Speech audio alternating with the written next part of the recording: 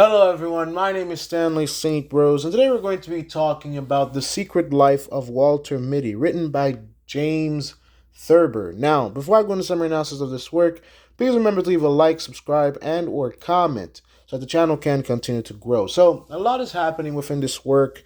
The Secret Life of Walter Mitty. Walter Mitty is a very boring individual. Not a lot is happening within his life. I mean, just his name alone, Walter Mitty. Like, the name Walter, maybe in the past it was a very, popular name, but Walter Mitty, it just seems so normal, so normal, so average, so regular, just Walter. Um, not a name of grandeur. It's just average, medium, just like it just feels so normal.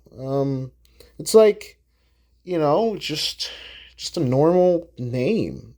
So the Secret Life of Walter Mitty, it's secret, all right, but it just feels so average. So the story pretty much shows us Walter Mitty. He has a wife and he's married, and we're not really told that he has children. It's just him and his wife running errands, and while him and his wife are running errands, Walter Mitty daydreams. There's several daydreams throughout the short story.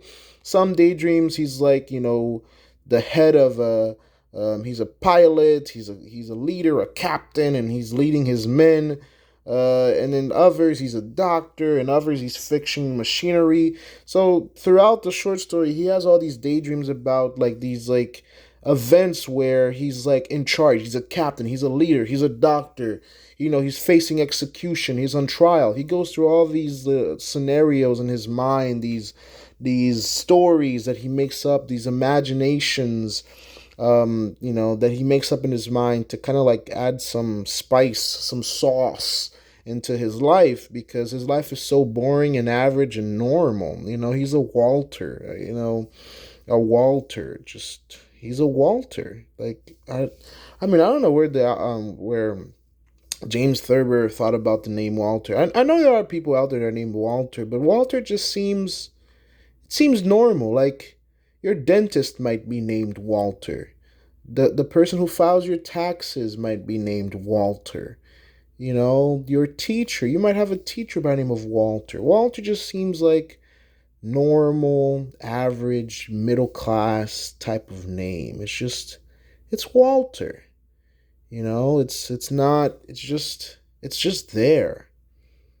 Walter Mitty. Even the last name Mitty. It doesn't draw excitement or stir. It doesn't stimulate the mind. It's just Walter Mitty. It's like there's some people that have like Elizabeth. That's a name. It has history. It's popular in England. Even the name John. I mean, the name John. There's Christian ties to it. It's in the Bible. You'd be like, oh, why did your parents name you this? This is a name John, and well, we know the book of John and all that kind of stuff, and Elizabeth. These names are exciting because they're tied to history. A lot of people know them. We know why people name their kids these names. So those names could bring about excitement and stimulation in the mind. But Walter, I mean, I don't know anybody in history that's been like a famous Walter. Like an Abraham. I mean, that sounds tough. That sounds brave. That sounds exhilarating, right? Abraham. Think about it. Abraham Lincoln. I mean, that's a tough name for a president. I mean, who wouldn't vote for an Abraham Lincoln? That just sounds tough. I mean, if you're voting in the voting booth and it's like Walter Mitty and then the next name is Abraham Lincoln, I'm going for Abraham Lincoln, just on the name alone. It just sounds like a tough leadership name, but a Walter Mitty, no, not at all. So throughout the short story, it's pretty much just him having a bunch of daydreams about him doing a bunch of extraordinary things, from wars to being a criminal, to being on trial, to being a doctor, to fixing an anesthesia, like a machine that puts people to sleep.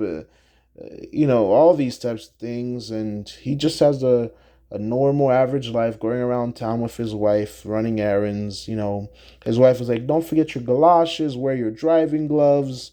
the things that a middle class wife in the past would do, and there's nothing exciting about his life, so he adds excitement by having daydreams, and sometimes even, because he spends so much time in his mind in his daydreams that he is, missing stop. Like there's a green light that he's supposed to go with in the short story, but he misses it.